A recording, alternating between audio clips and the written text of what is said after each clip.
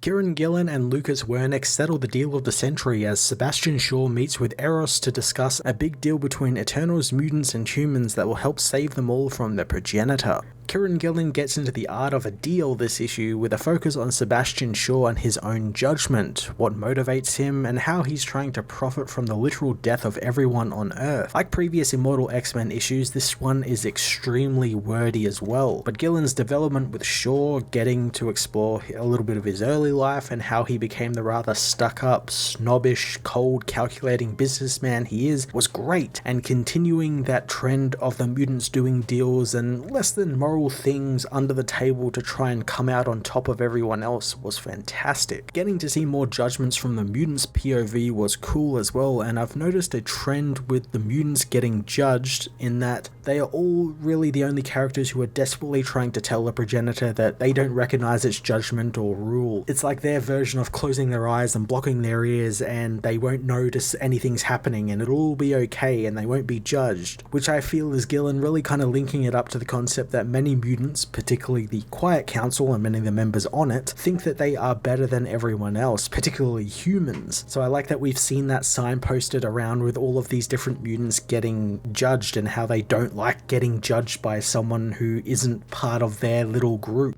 Lucas Wernick provides the art again for the issue and gives us some great looks at the heat death of the world at the hands of the progenitor and like a possible future look, but the parts I really enjoyed this issue were the brief flashbacks to Shaw's past and how his father was portrayed in the artwork as this kind of faceless ghoul who would almost blend into the background, almost like it was an actual memory of Shaw that he had begun to forget because he doesn't really care about the man who shunned him, and I like that as a neat bit of visual character development. I thought that was really cool, and I kind of wish we got a lot more of that because that was such an interesting way to depict that particular part of Shaw's life. Immortal X-Men issue 6 was a fantastic Sebastian Shaw-centric issue which dived into the hidden deals and bargains the mutants are making during this big event series while also moving its own separate plots forward into some interesting character-rich territory. I'm going to give this issue a 10 out of 10.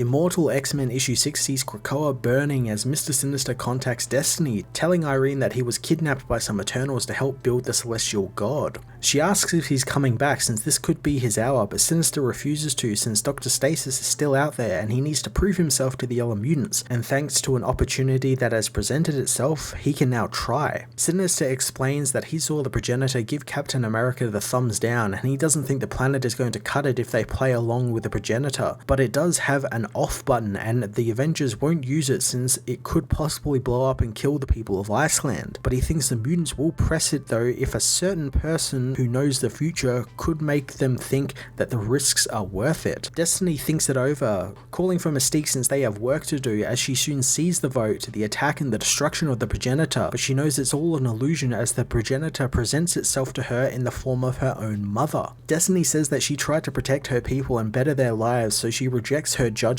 but progenitor gives her the thumbs down, saying that she doesn't judge her for that. She judges her for lying about her gifts to achieve a better life for her people and for the fear of losing Mystique, and while she says there is no destiny, all her fearful actions say otherwise. Progenitor knows that Destiny thinks that she is better, but her actions prove that she isn't, and the island will burn and the whole world will as well. The Quiet Council meanwhile know that they have been forced to play the progenitor's games, and they will all be judged in many ways, with Emma revealing that she was already judged the thumbs down. Colossus wonders how she could be given a thumbs down being that she voted to abstain from destroying the progenitor, but Shaw knows that she only voted to abstain and she could still claim credit for it while not getting the blame. Emma is asked who it appeared to her as, but she knows it was no one in particular, but she felt judged all the same. Kate reveals that she passed the test as Xavier says that if he had the test he wasn't even sure if he'd notice it since he's been busy with the psychic siege, but he gives them his own test, telling the mutants that if he dies again, he doesn't want the council to bloody the hands of Krakoa again. Many of the other mutants reveal they haven't been visited yet, but Mystique reveals that she and Destiny both were visited and failed. Destiny knows that it appeared as her mother who was disappointed in her, but she knows that it wasn't for lying about their chances since there is no destiny but the judgment from those who they fear. Sebastian Shaw meanwhile remembers how when he was a child he tried to get his father's attention, but his faceless and cold father tells him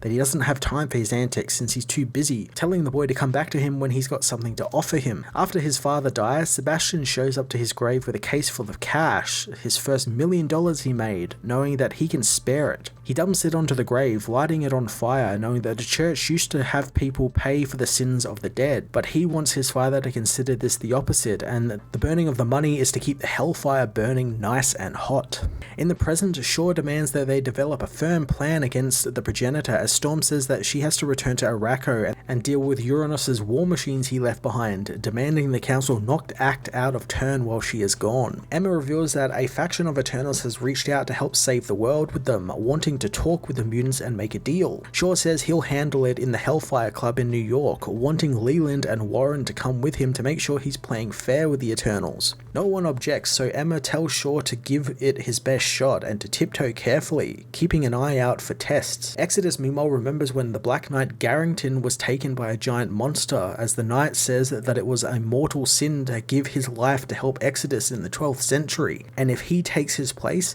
the Black Knight can be free. Exodus knows that he loves the man, but his work is not yet done, and he cannot sacrifice himself to bring him back. The monster appears to the entire Quiet Council as Exodus tries to stop the demon from taking his beloved. Sebastian rips his jacket off, confronting the demon, which he knows is just the progenitor testing Exodus, smashing the mutant down into the ground, causing the demon to fade away as the Celestial's test ends abruptly. Exodus didn't think that Shaw would come to his aid since he's not much of a mutant of faith, and Shaw agrees that he isn't a mutant of faith, but his passions got the better of him, not wanting to make it too easy for the Celestials to get under their skin. Shaw gets ready for his meeting in New York, telling Leland to keep the others busy until he gets there. Soon he gets an alert about an Orchis shell company looking for investments in making anti-mutant weaponry, telling Leland to buy everything he can. The progenitor presents itself as Emma Frost in front of him, judging him with a thumbs down. Shaw is confused since he doesn't respect Frost at all, becoming angered that it would choose that form. He proclaims that it doesn't get to judge him as it disappears in an instant, causing him to scream about how he will burn it all to the ground, not caring for its judgment. At the Hellfire Club, Shaw and Eros share a drink by the fireside, with Eros thinking that Shaw would be partaking in more carnal activities than business deals at this moment, but Shaw knows that Eros doesn't know him at all, since making deals are his idea of carnal activities. Shaw begins trying to think of how he can profit off of all of this, as he tells Eros that any deal they make, Krakoa will make sure people like him don't end up well off in it, wanting to do it for the children instead.